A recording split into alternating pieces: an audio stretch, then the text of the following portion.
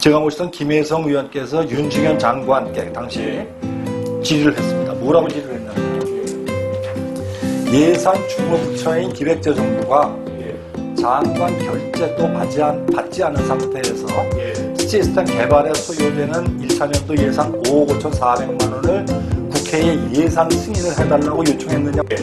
장관도 모르는 겁니다. 국회 사무처 직원들이 보좌관 할 일을 정말 그냥 먹고처럼 아는 것이고 거기까지는 좋아요. 근데 국회법상 국회 사무처 직원들은 도서관까지 포함해서 입법조사처나 예산정책처는 국회의원들의 의정활동을 보좌하는 게 기본 1번 미션입니다. 실제로 아까 같은 경우를 보면 국회의원들조차도 우습게 하는 거예요. 국회의원들도 우습잖아요. 그렇죠. 그러니까 국회의원이 전액 의원 이거 잠깐만야 되는데 거기에 중립적인 스탠스를 취하지 못한 방정 연먹을 하고 그 예산을 없애자고 그러는데 증액 예산을 검토보고서에다 강의 배박으로 나와서 그러니까 이 사람들 생각은 뭐냐면 국회의원들 알기를 나는 국회의 어공이고 국회의원 너희들은 4년 후에 또 떨어지면 날아가려는 애들 아니야. 늘공이고 나는 늘공이고 너희들은 어공이야. 이렇게 생각하는 경우가 있고 그 후에 나중에 그건 이제 첫 해를 이제 4년, 5년 예산이기 때문에 시작 예산은 되게 작게 찍지는 거예요. 이게 그것도 이제 일부러 그렇게 하는 거예요. 그 다음에 나중에 이제 그 ISD 보고서를 받아서 검토를 해봤더니 ISD라는 게 뭐냐면 일단 이런 용역을 전자 수입인지 전산화 용역을 수행하는 것이 발주할 때 기획재정부에 당시에 크고 작은 전산 시스템이 24개가 있어요. 24개를 LG CNS가 전부 개발을 했습니다. 그러면 그거를 유지보수하는 사업은 시스템 개발하는 업체밖에 할 수가 없어요. 기간을 되게 그 제안서 제출 기간을 되게 짧게 줍니다. 그러니까 24개 시스템이 뭔지 내용도 모르기 때문에 그 시스템을 처음에 개발한 LG CNS 이외에는 다른 업체는 참 제안서조차 제출할 기회도 없어요, 실질적으로. 그런데 그 ISP 용역이 요 24개 시스템 유지보수 예산에 같이 포함이 돼서 조달청의 그 나라장터에 이제 입찰 제안이 떴어요. 잠깐만요. 네. 그러면 ISP 정보 전략 계획이라는 게 원래는 이게 따로 떨어져서 이게 그 수입인지 전자 수입인지하고는 이게 따로 떨어져서 입찰이 돼야 되는데 당연한 얘기죠. 별도의 프로젝트. 별도의 프로젝트인데 한꺼번에 붙여서 두리뭉실하게 갔다 이런 내용인가요? 같다는 얘기는 뭐냐면 LG CNS한테 이 프로젝트를 주려고 사전에 기획재정부가 작정을 한 거죠.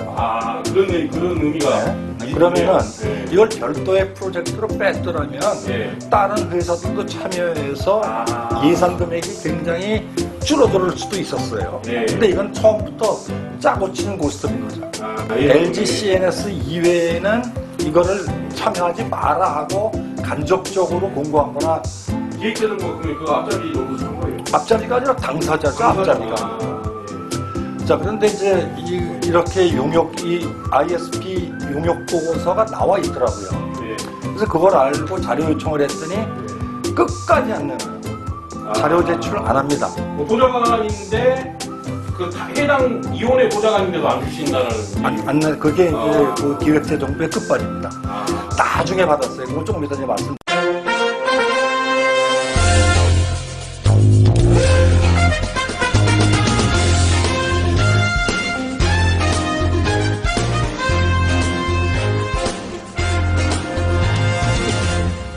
안녕하십니까. 반갑습니다. 그러니까 자, 국회가 개원이 되고 국회가 또 이전다. 예산 편성권은 그 기획재정부가 가지고 있죠. 그러니까 편성을 해서 올라가서 그들만의 어떻게 보면 어떤 꼼수라고 해야 됩니까? 이건 표현 어떻게 해야 됩니까? 그렇습니다. 꼼수죠. 네, 꼼수. 그런 꼼수에 대해서 저희가 신랄하게 오늘은 파헤쳐 볼 건데 이게 이제 전부 다 저희가 서두에 말씀드리지만 보좌관 생활 하실 때 느끼셨던 거 아닙니까? 제가 경험했던 거죠. 경험하셨던 거니까. 그런 부분들이 이제 경험담을 지금 말씀하신 거고 정확한 데이터에 의해서 이게 방송이 되는 거다. 그리고 경험하셨던 거에 대해서 어떤 내용인지 구체적으로 설명을 좀 해주시면 좋을 것 같습니다. 뭐 이제 예산은 될 수 있으면 좀 아껴 쓰고 국민들의 이게 혈세기 때문에 아껴 써야 되는데 이게 좀 오래된 얘기긴 하지만 2010년도에 제가 국회에 근무하면서 그 모럴 해저드성 냄새가 굉장히 풍기는 예산 낭비 사례. 그러니까 예산이라는 건 항상 플랜 두 C 아주 지독하게 잘못된 사례를 한번 들춰내보고자 합니다. 그러니까 이 내용이 지금 3년 반, 3년 6개월인가요? 보좌관 생활을 하시면서 네. 느끼셨던 그리고 경험했던 사례들이고 네. 네. 그런 부분들이 이제 국민들에게는 그 전혀 알려지지 않는 사실들이지 않습니까? 네. 기획재정부가 뭐 여러 가지 본인들이 잘못했던 것들은 그냥 묻혀버리고 네. 또 이걸 뭐 발굴하려고 하더라도 저도 귀출입을 했지만 네. 뭐 그거를 구체적으로 뭔가를 발굴하려면 데이터가 있어야 되는데 네. 그런 데이터들을 또 안 줘요 기재부가 뭐 자기들 잘못한 거 주진 않겠지만 네. 근데 국회의원실도 마찬가지인 것 같습니다 저는 그래서 이제 제가 보기에는 한편 아니겠냐 이런 생각도 이걸 보면서 저도 상당히 뭐 놀랐지만 네. 계실 때 목격하셨던 내용들을 사례별로 좀 정리해서 좀 얘기해 주시면 네. 좋겠습니다. 18대 국회 때 2010년도입니다. 이때가 이제 MB가 집권하던 시절인데 기획재정부가 국회에 예. 전자수입인지 예산을 신청을 했어요. 잠깐만요. 전자 수입인지라는 게 어떤 건지 설명을.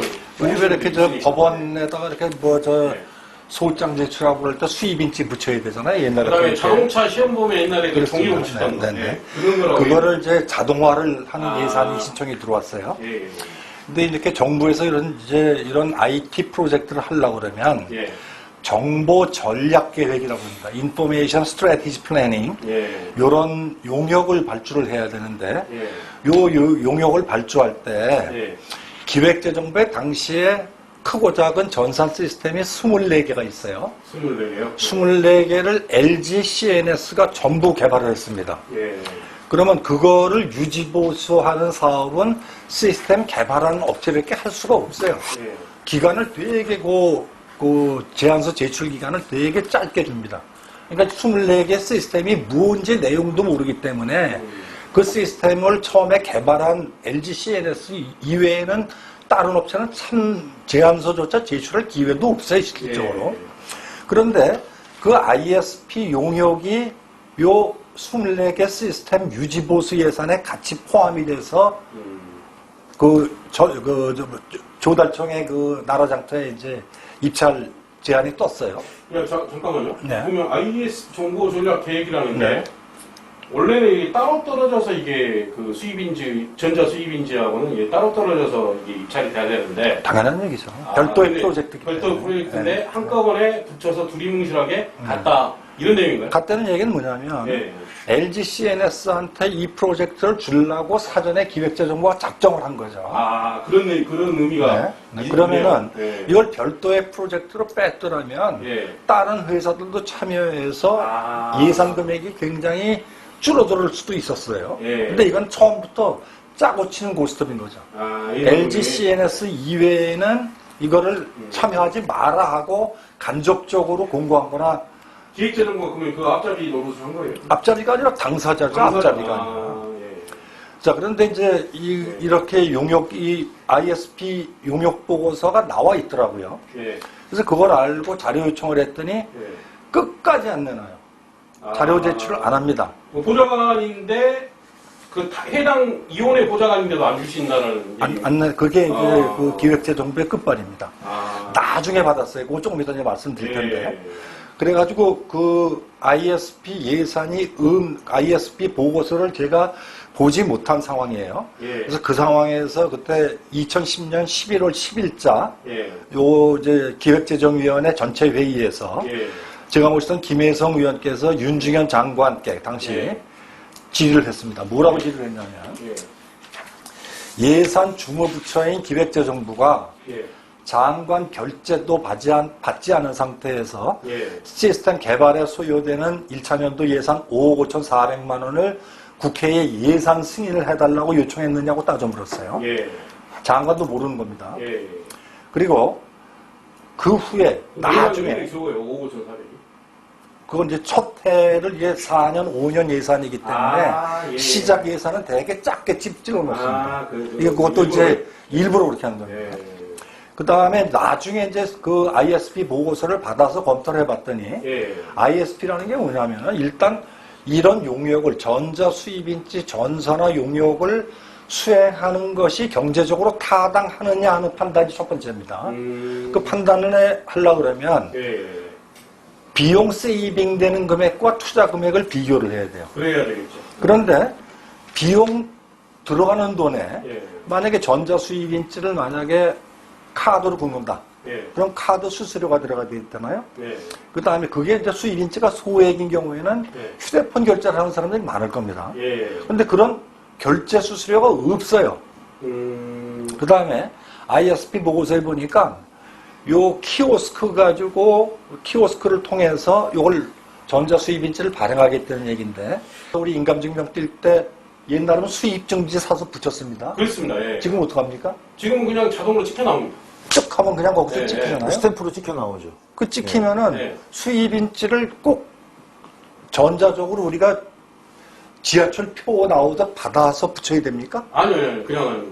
그거 그러니까 어떡하냐. 이제 지금 기획재정부는 자동으로 해서 그 키오스크를 설치하는 게 있다는 건 우리나라 전체 전국에 있는 동사무소에다가 동사무소가 아니죠. 그건 수입 증지고 이건 수입 인지입니다. 인지는 그러니까 그 해당되는 동사무소에서 발행 동사무소가 아니라 대개 지금 아까 말씀하신 이제 운전면허 하는 시험자, 데라든지 네. 등기소. 아니면 법원 네. 근처에 이런데 네. 수입인지 팔던 은행 주로 은행에서 팝니다. 그러면 뭐 수천 개, 수만 개가 되겠는데 업체가. 그게 지금 이제 그 당시에 19,000개입니다. 수입 야. 인지를 파는 데가. 근데 19,000개인데 예. 전체를 설치하는 건 아닐 테고. 예. 어쨌든 간에 거기에다가 이 사람들이 생각했던 건 키오스크를 설치해 놓고 신용카드나 휴대폰 결제 또는 현금을 집어넣고 수입 증지가 띡 하고 나오면 이거를 붙이는 거로 생각을 했어요.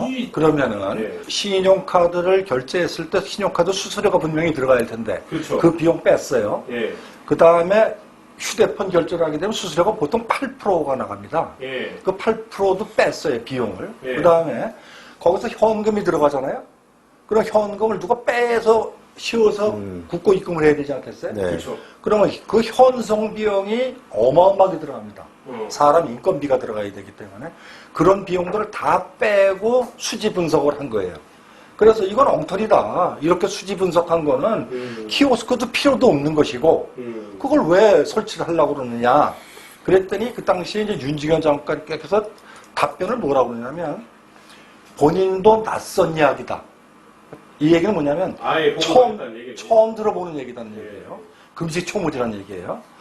그래서 다시 챙겨보고 시정할 점이 있다면 시정을 하겠다 하고 답변을 하면서 얼굴이 10인도 모르는 게 그런 예산이 실무자들끼리 장관한테 결제도 안 했는 상태에서 국회에다가 예산 신청을 한다는 것 자체가 넌센스죠. 말도 안 되는 얘기죠. 됐지만 네.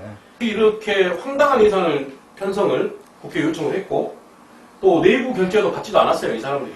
예. 전 제가 보기에는 이게 그 장관은 말 그대로 니들은 그냥 늘공인가요? 늘공? 어공이죠. 어공이죠. 어공이니까 늘공 들어오면은 뭐 이런 식으로 다 대우고 하는 것처럼 예?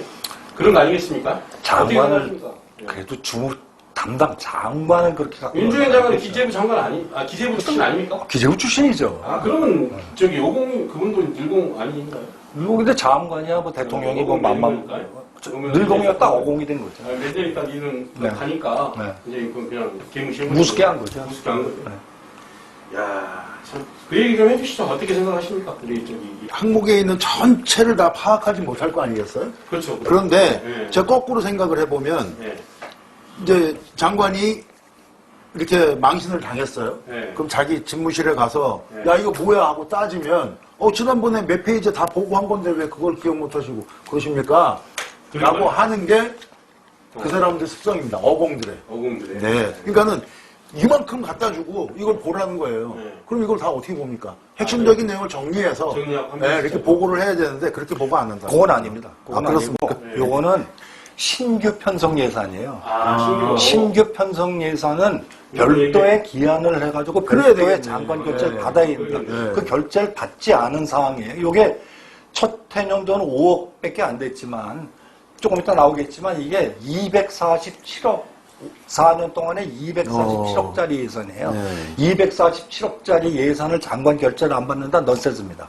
프로젝트를 추진하는 것이 네. 경제적으로 경제성이 있느냐 네. 타당성 분석을 하는 것이고요. 타당성 분석. 네. 두 번째는 이 시스템을 얼마의 하드웨어와 소프트웨어를 어떻게 개발을 해가지고 이렇게 하겠다 하는 시스템 전체의 개발 계획, 그렇죠. 하드웨어나 소프트웨어 컨피그레이션까지 정확하게 다 들어가야 됩니다.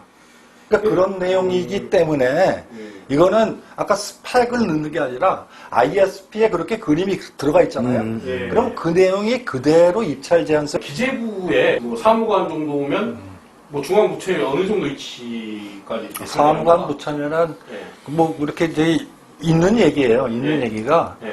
사무관 정도 되면 예. 일반 부처의 국장을 만나는 건 사무관을 시킵니다.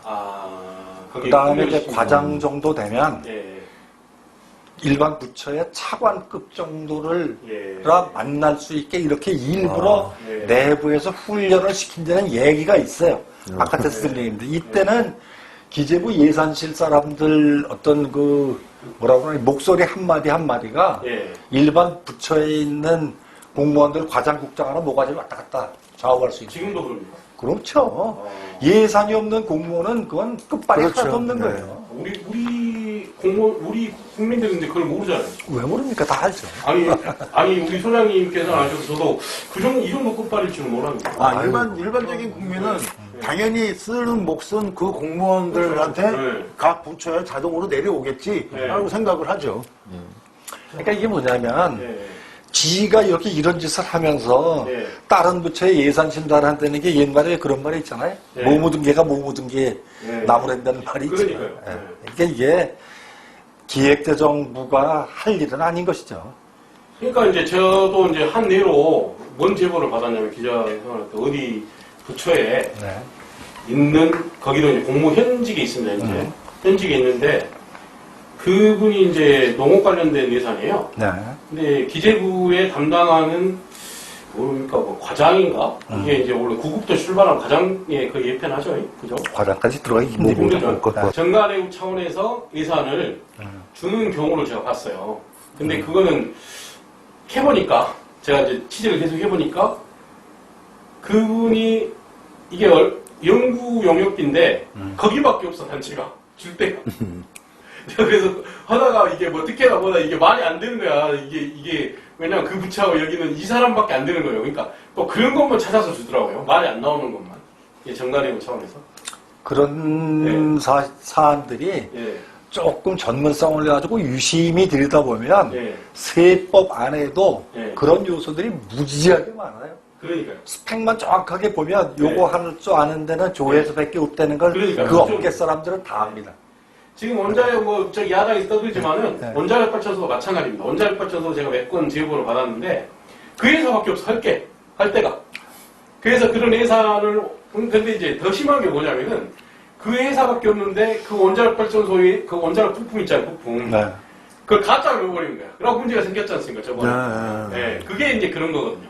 이게. 네. 그러니까 이 공무원들의 세계가 참 오묘하고 뭐 저기 안전이 그냥 오묘하면서도 어마어마한 세계더라고요. 네. 자기들. 네. 자, 이 내용이 이제 점점 더 이제 흥미가 진진해집니다. 네. 이제 구체적으로 이제 그러면 그 있었던 사례를 좀 소개를 해주세요. 그래서 그 다음에 이제 네. 그 예산, 원래 이제 그 기재위 같은 데는 예. 전체 회의가 있고 소위가 세 군데가 있습니다. 예. 그 일반제 경제재정법을 다루는데 예. 그 다음에 소관부처의 예산을 담당하는 데를 예산소위라고 그래요. 예. 11월 22일 날 2010년도입니다. 아, 그때 이제 속기록을 10년 지난 얘기를 해봤어요. 네, 그래서 속기록을 한번 그때 보면 뭐라고 그랬냐면 당시 이제 기재위 수석전문위원이 있어요. 수석전문위원은 국회 사무처 소속입니다. 네. 이 사람이 뭐라고 느닷없이 답변을 하냐면 네. 요 내용을 미리 알고 있습니다. 장관 결재도 받지 않은 상태에서 국회에 부당하게 예산 신청이 들어왔다는 걸 수석 전문위원이 알고 있습니다. 이 사람은. 왜냐하면 또 알고 있어요. 알고 있을 수밖에 없는 게 네. 수석 전문위원은 상임위 소위에 모두 참석을 하게 돼 있어요. 그러니까 그렇죠. 이런 내용을 모를 리가 없어요. 이 사람이 뭐라고 그랬냐면 해당 사업이 복잡한 절차를 간소화하여 국민 편익을 확대하고 수입인지 관리를 위한 직접 비용의 절감 효과는 물론 횡령, 위변조 등 부정사용을 방지할 수 있는 적절한 수단이라고 판단된다. 이렇게 설명을 했어요. 그러고 이렇게 설명이 끝나고 나니까 그 당시 이제 이해훈 그 당시 이제 그 소위원장입니다. 예산 소위원장 했었죠. 여기 이제 그런 설명을 하고 났을 때 그 설명을 했고 차관도 보충 설명을 했고 기획재정부 담당 과장은 그 키오스크 아까 왜 전자 수입인지를 발급하는 키오스크 단가가 2천만 원 정도가 될 것이다. 이렇게 얘기를 했고 5년 동안 247억 원의 총 예산이 투입될 것이다. 이렇게 답변을 했어요. 그래서 그런 상황에서 이제 김혜성 의원이 뭐라고 말씀하셨냐면 키오스크는 다시 한번 가정을 해볼게요. 키오스크는 내가 신용카드나 현금을 집어넣고 우리 지하철 표 뽑듯이 수입인지를 뽑는 겁니다. 그럼 요거는 CED기하고 거의 비슷해요. 사양이. 현금 인출기 하는 거. 차이가 나는 건 뭐냐면 CED기는 돈을 그 안에서 방출을 하는 기가 붙어 있는 거고 요거는 돈을 밀폐 감별을 해서 돈을 입수하는 기능이 있는 거죠. 그런데 훨씬 입수기가 쌉니다. 이거는 지금 우리 10,000원짜리를 예를 들어서 뭐 100장을 인출해야 된다 그러면 한 장씩 카운터로 쫙 해야 되기 때문에 요 모듈값이 훨씬 비싸요. 그런데 CED기를 은행에서 사는 단가가 현금 인출 단가가 300만 원이에요. 그런데 그거보다도 비슷하거나 또는 열위의 사양이에요. 그런데 키오스크 단가가 2천만 원이기 때문에 이건 단가가 너무 부풀려져 있다. 이렇게 얘기를 했어요. 그랬더니 이제 이해훈 그때 당시 이제 그 예산소위원장께서 이 예산은 전면 재검토가 가능하다. 그러니까 전액 삭감할 수 있다는 얘기예요. 할 수 있다. 이것도 결론이 난 건 아닙니다. 그런데 그 다음 말이 중요해요. 김혜성 의원이 이 예산 자체가 전액 삭감이 되어야 할 만큼 심각한 문제가 산재에 있다고 주장하고 있어서 이런 것들이 먼저 보완이 돼야 예산이 배정돼야 될 것이다 하고 말을 했어요. 그런데 그 다음에 이어서 이해훈 소위원장이 뭐라고 그랬냐면 김혜성 의원의 주장을 싹 무시하고 전문위원이 예산을 증액 의견을 달아 검토 보고서에 올랐다는 거는 문제가 굉장히 심각하다. 정말 심각하네요. 이렇게 답변을 했어요. 그리고 그날 결론이 어떻게 났냐면 오늘 결론을 내지 말고 다시 한번 저희끼리 소그룹으로 회의를 해서 다시 나중에 한번 토의를 하자 하고 그날은 일단락이 됐습니다. 일단락이 됐죠. 네. 야, 그러면 이제 이해훈 의원마저도 전문위원이 김혜성 담당 의원께서 이거는 삭감을 해야 한다, 전액 삭감을 해야 한다라고 주장했는데, 소위원회, 그러니까 이제, 소위원회에서 이제 그렇게 됐지 않습니까? 근데, 뭡니까? 이게 전문위원. 전문위원이 참 그거를 증액했다라는 거는 이거는 옳건 중에서도 아주 옳건인가요? 그게? 그건 아니고요. 그건 아닌. 모든 법안이나 예산이 올라오게 되면, 국회의 위원회별로 거기 이제 그 전문위원들하고 그 국회 사무처 소속 직원들이 몇 명이 있어요. 이 사람들이 검토 보고서, 심사 보고서를 쓰게 돼 있어요. 그렇죠.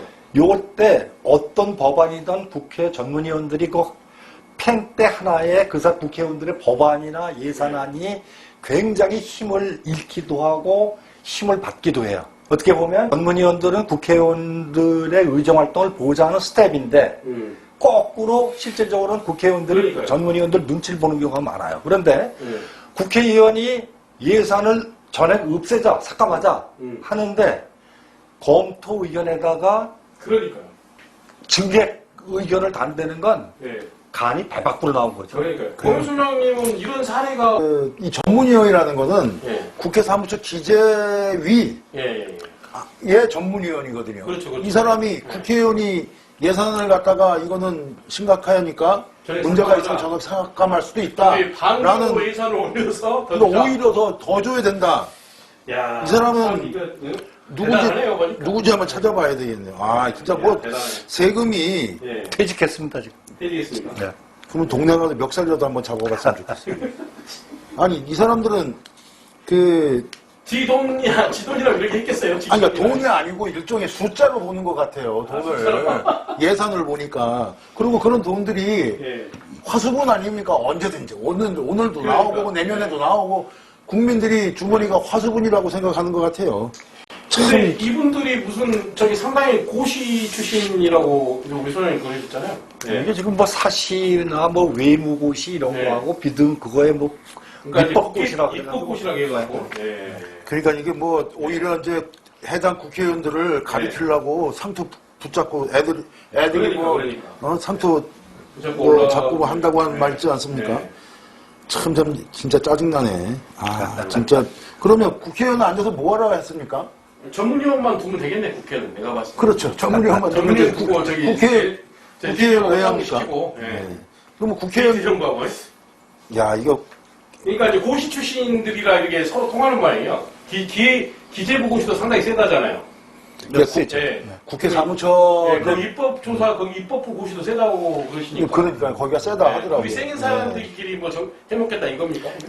근데 이 방송을 할 때 이렇게 준비하다 보니까 예. 국회 사무처 직원들의 갑질도 만만치 않아요. 사무처 직원들이. 네. 어떤 막 사례별로 뭐 얘기 좀. 사례로 2018년 7월에 네. 국회 시크릿 가든이라고 하는 PD 수첩을 방영을 했는데 국회 시크릿 가든? 네. PD 수첩에서? 네, PD 수첩을 했더라고요. 시크릿 가든이면 비밀 정원이라는 네, 뜻인데. 예. 거기서 이제 국회 사무처 직원들 네. 갑질에 대한 방송을 했다 하는데 이거 한번 제가 예, 한번 다운받아서 설명해 주세요. 한번 보도록 하겠습니다. 아, 예, 네. 알겠습니다.